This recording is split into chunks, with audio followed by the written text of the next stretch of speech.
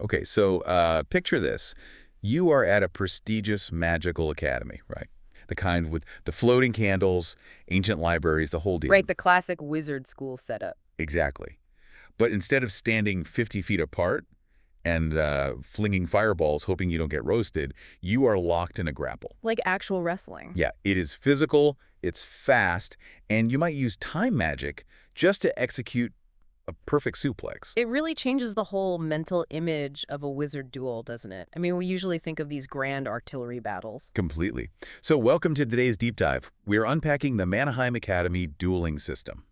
And looking at the source material, the first thing that jumped out at me is that this is not about killing your opponent. No, it is explicitly described as a mini-game for magical wrestling, which is a vital distinction because this is a regulated, supervised sport within an academy setting. Right, safe. Well, mostly safe. Right. The sources really emphasize that the system isn't designed for high-stakes life or death encounters. Instead, it's a simulation of momentum, stamina management, and tactical choices. It uses a standard D6 system, so... Standard six-sided dice. Exactly, but it feels less like a luck fest and more like a chess match played at sprinting speed. It is totally athletics-driven. Hmm. So let's look under the hood a bit. What keeps this engine running? Because there seems to be a whole economy at play here of energy versus stamina. Right, so you have energy first. That is your macro resource. You actually pay 3 energy just to step onto the mat to start a duel. Which puts a hard cap on how much you can practice, right? You can't just grind for XP all day. You really have to manage your academic budget, so to speak. You have to choose your bouts carefully. But once the bell rings and you're in the fight, we shift to the micro resource, which is stamina. Yes, stamina is your fuel tank. You spend it to take actions. But the strategic hook here is you can invest up to 2 extra stamina to boost your rolls. Burning your reserves to push harder in the moment. Literally. Which ties directly into how you actually win. Right, you can win on points. The sources say it's 2 points for a takedown, 1 for a reversal, and first to 5 wins. But looking at the rules, there is a nastier way to end it. The attrition victory. If you force your opponent to run out of stamina completely, they just lose instantly. Even if they're winning on points. Even if you haven't scored a single point. If they collapse from exhaustion, you are the winner. That tension is so cool. Like, do I spend stamina to get points or save it to survive? So let's get into the action.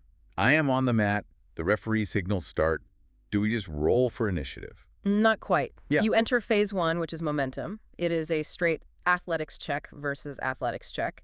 The winner becomes the offense, and the loser is stuck on defense. And then in phase 2 and 3, the exchange really opens up with the 4 pillars of gameplay.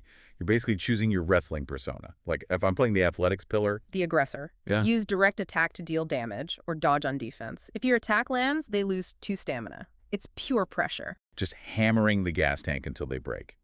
But if I want to be trickier, I'd go with the focus pillar.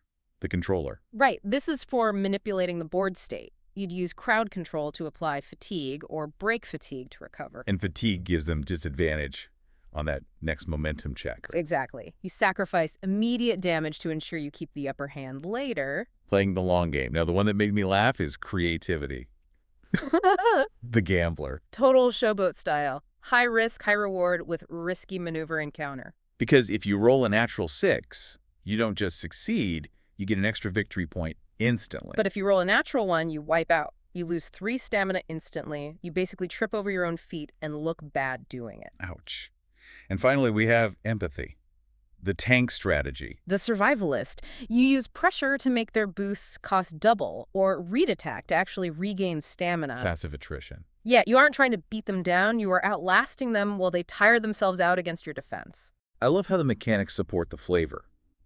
Because the sources mention you describe these moves using the 36 magic subcategories, like pyromancy, chronomancy. Goalmancy, yeah. It is not just, I grapple you. The discipline dictates the visual. So an elemental user might use a jet of fire to propel a tackle. While a mental user might not even touch you, they could be grappling via telekinesis from across the mat. Or a biological mage growing extra muscle mass right before impact.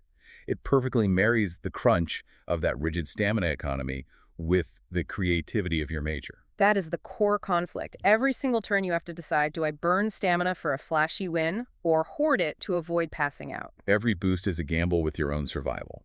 It is a fantastic system for a high-energy encounter. So here is something for you to think about.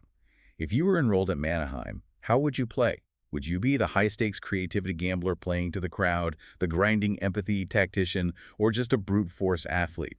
It tells you a lot about the kind of wizard you'd be. Thanks for joining us on this deep dive.